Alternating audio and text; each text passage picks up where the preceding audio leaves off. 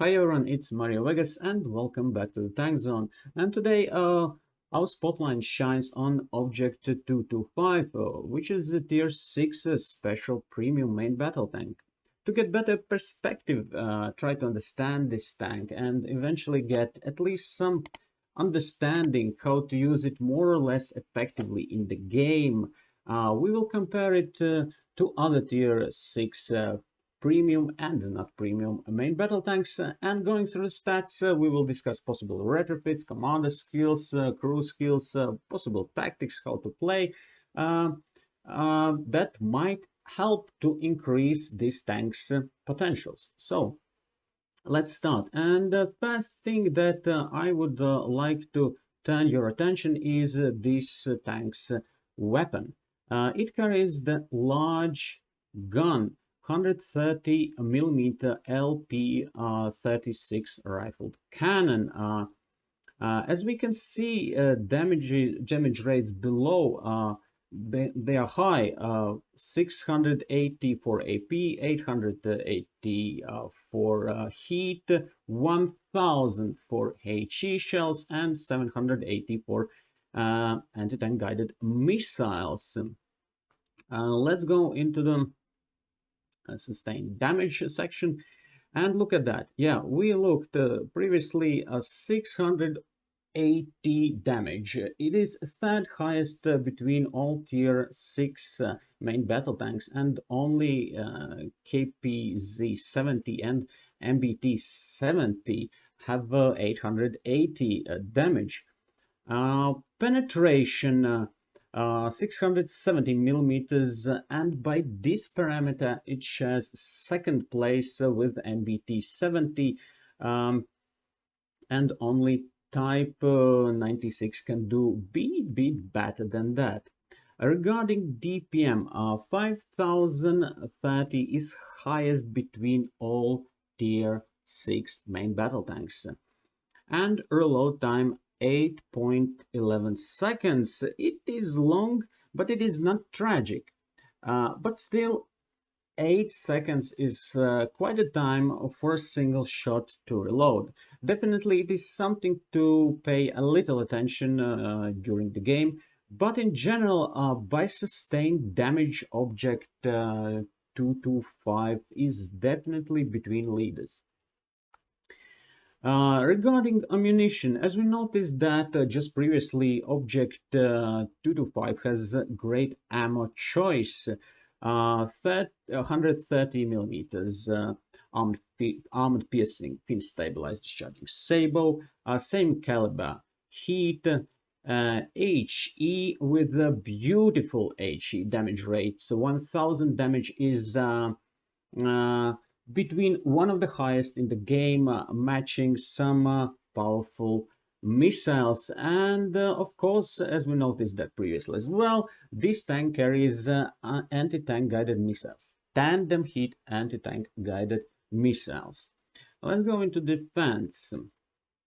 2400 hit points is lower than that you would normally expect from a main battle tank, and it is one of the lowest between all tier 6 main battle tanks. Regarding armor protection, it is somewhere average, especially the hull.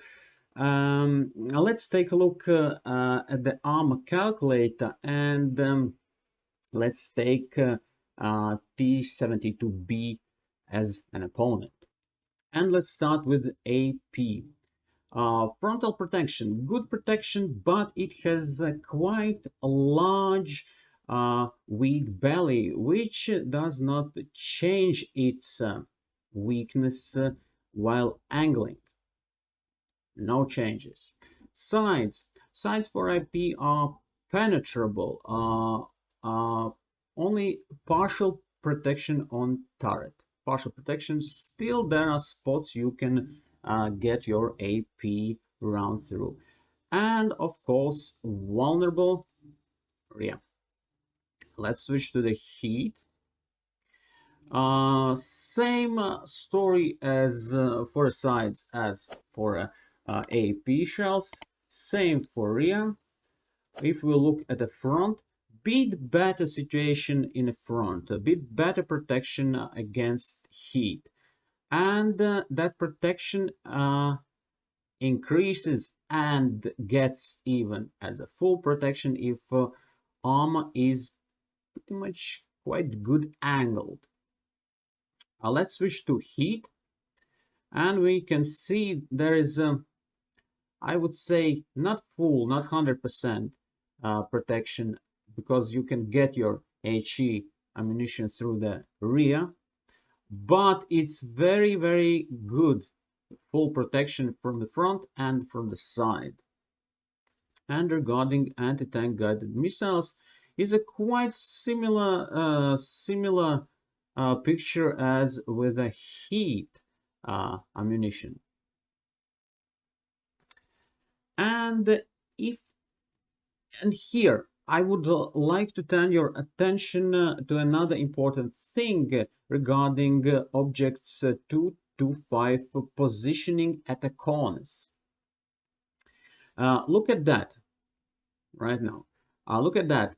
If you manage to come out of a corner, aiming at your opponent while laying your tank's gun over the what it is, your second front wheel, then look at that. Your front is fully protected against anti-tank guided missiles. So let's check this characteristic. Let's check against AP. Against AP, it is still penetrable, but against heat, it gets again full protection.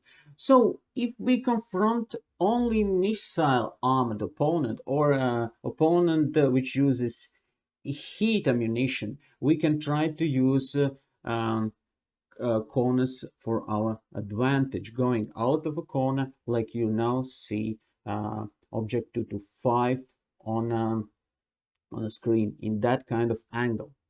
So now let's check protection against 30mm autocannon ammunition. Frontal protection, full protection from the front against 30mm AP ammunition, and partial protection on the sides with a good turret protection with just one small weak spot, and only partial side protection here. And final things to mention at the defense is that this tank has no ERA upgrade option and has no APS. And only you can opt for a 360 degrees upgraded exhaust smoke generators or directional smoke grenades. And as you can see, these are only switchable modules in Hull Upgrade 3. Which one of these two to pick depends on the tactics and the game style performed with this tank, which we will discuss a little bit later on. Now let's move on to the mobility. 70 kilometers per hour, it is very good top speed for a tank, and 4.66 seconds acceleration is above average. 35.78 degrees per second hull traverse is again above average. So overall good mobility for main battle tank, making me wonder, can it be a good flanker to team up with Abrams and Stingrays? Maybe. Utility 20% camo, which should be considered excellent because it is highest between all tier 6 main battle tanks. 370 meters is a great for a tier 6 tank, and only Chieftain 900 can match this parameter. If you look at the targeting, -6 depression will not allow you hold down positioning, but it can be compensated if you consider to use anti-tank guided missiles ammunition if we talk about medium range encounters. It will not work in close range encounters, but for medium ranges, it will compensate that -6 degrees depression. Accuracy, point 127. It is below average. It's not very good. Aim time 2.45 seconds is the second slowest between all tier 6 main battle tanks, but 40.4 degrees per second turret traverse is again very good. So this tank definitely has more pros than cons, and the pros are, as we noticed, high damage, good ammo choice, satisfactory frontal protection, good top speed and acceleration, overall good mobility, low profile, which gives that tank good camo, 20%, good vision, and good turret traverse. So, lot of pros. There are some cons as well. Long reload, below average hit points, hit points pool, below average accuracy, and a long aim time. So what we got? Four or five cons. Well, I must say that overall this tank looks very nice and could be kind of a universal main battle tank. Yes, it has low hit point pool, long reload, long aim, and lacks accuracy, but we can easily fix that by adjusting our tactics. It looks like Object 225 could be good in medium ranges or close ranges in street fights if paired with vehicles that could give some backup fire to suppress opponents during this tank reloads.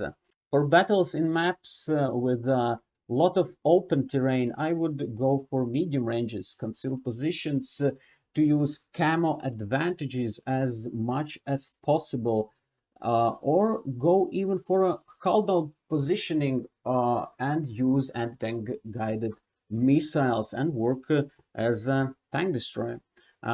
We should remember that Object 225 has great maneuverability and for main battle tank. So we may consider to team up with other flankers and perform flanking maneuvers. So kind of very, very widely usable tank.